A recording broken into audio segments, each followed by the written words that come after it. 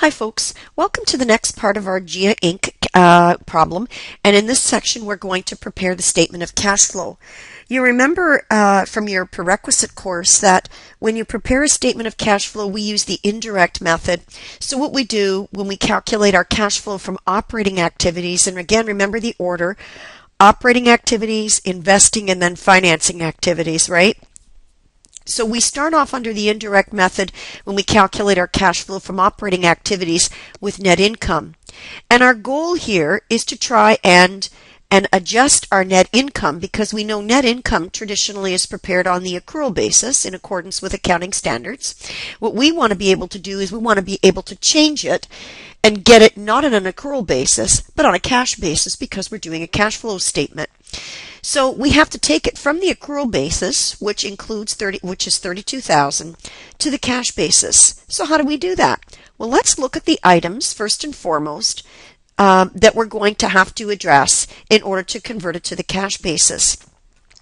Well, if we go back to our question, we know that we had initially $21,200 in accounts receivable. The question told us that at the end of 2011, the next year, our receivables were at $41,600. So we know that our receivables have now gone up by $20,400. That's the difference between the $41,600 that you have now and the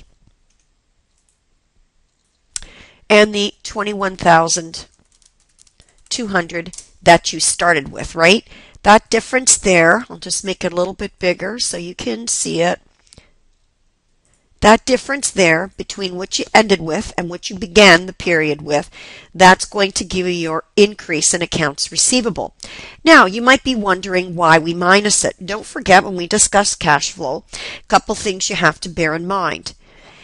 Any increase in accounts receivable means that you sold more on account or on credit than you actually collected in sales, in cash from customers, right? Because at net your receivables for the year are going up. So what does that mean? Don't forget, in this case here, any cash sales as well as credit sales would be reflected in your net income number, right? But we know that the amount we sold on account exceeds the amount that we collected from customers to whom we sold on account. We only want to reflect in this net income number on the cash basis collected sales. And those collected sales are less than what we actually sold on credit. So what we want to do is we want to reduce our net income by $20,400 so that we're only reflecting the amount that we collected from customers that we sold to on account, as opposed to including those amounts that we booked as receivable but we haven't yet collected. So whenever we've got an increase in a non-cash current asset account, we find that we have to decrease our net income to state it on the cash basis. And in this particular case, we want to reflect the lesser amount of cash collected, right, as opposed to the amount that we increase the receivables by, which increase sales revenue, right? Okay, and sales revenue is what's in here. So we only want to reflect on a cash basis what we collected in cash during the period. So we're going to have to reduce, okay, our net income by $20,400 to reflect only that cash collected amount. Now, the other thing we know is that we had depreciation expense during the year. Don't forget, we had depreciation of $12,000. Well, don't forget that depreciation of $12,000 is included in this $32,000. Remember, we went through this before. After allowing for depreciation, which means that the depreciation's in there. Okay? So now, in that case, we have to add that depreciation back because it's non-cash, right? So we only want to reflect cash items when we convert this $32,000. So we're going to add it back. Likewise, when we sold the investment, you remember that when we were looking at the balance sheet, the question told us that we sold our investment portfolio for $19,000 and it resulted in a $3,400 gain. Well, if you go back to what we did earlier, we said that that gain of $3,400 was as a result of us getting rid of investments in our books of $15,600, and we got $19,000 in cash.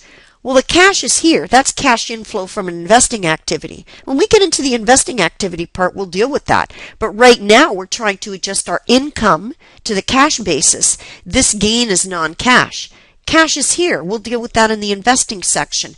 But from adjusting income perspective, that gain is non-cash. So what do we need to do?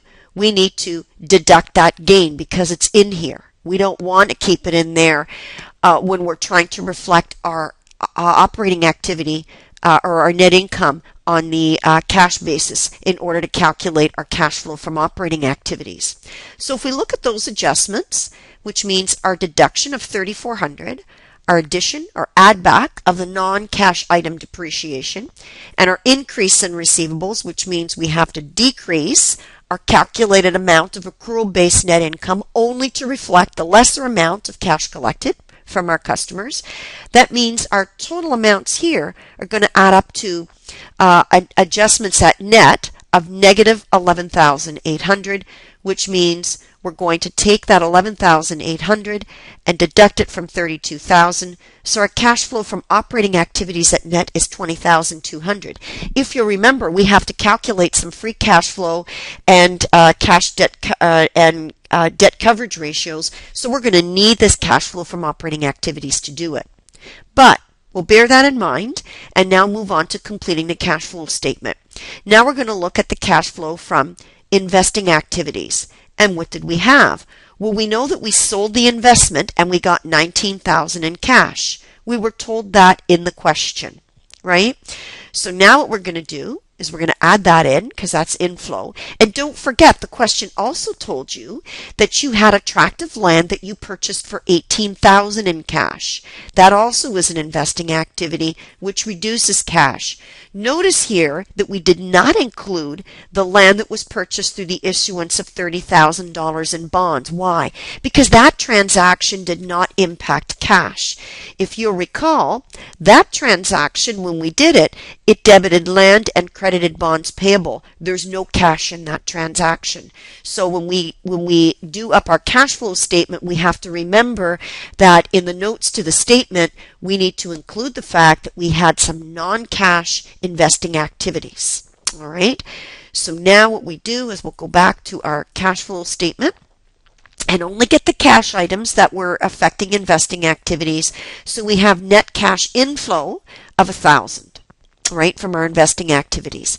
Now we're going to go into our financing activities, and we had a few financing activities, didn't we? We paid dividends of $9,200. Again, that was in the question, right? We also issued common shares for $26,000. Again, that was in the question, right? And then they also said that we retired some long-term notes. Well, obviously, issuing notes is the way you financed your business to get money in. And you've got promissory notes that were sitting on your books because that's your commitment to pay them back. And you did pay some of them back. In fact, we know during the year you paid back 17,000 of them. We went through this when we did the balance sheet or statement of financial position, right? So we know that our long-term notes went down by 17,000 because we paid out cash. So that's also going to be reflected as a reduction to pay down the notes. So now we've got a net outflow from financing activities of 200. So if we add the inflow, net cash inflow from operating activities, add in the $1,000 from investing, and deduct the 200, we're going to get a net cash increase for the year of 21,000, which makes sense because if we add it to our beginning balance of cash, which we know from our question was 20,000, we should wind up with an ending balance in cash of how much? 41,000, which according to your question is exactly what you should have had at the end of the current year.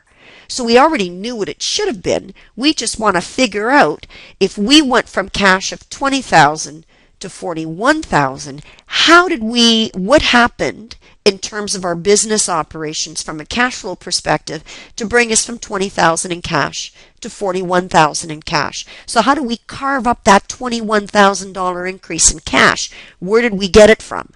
Well, we saw we got most of it, which is a good showing, from our operating activities, some from investing, and we used up some cash for financing activities. And that gives us our net change in cash for the year, which is an increase of $21,000 added to the beginning balance at the beginning of 2011, or again at the end of 2010, to give us our ending balance. So remember from your prerequisite course that this piece here, these 3 lines here, are actually involved in the process of proving the cash balance. So we proved how we got from an opening balance to an ending balance of $41,000. We showed or proved how that happened. So this concludes our calculation and preparation of items on the statement of cash flow.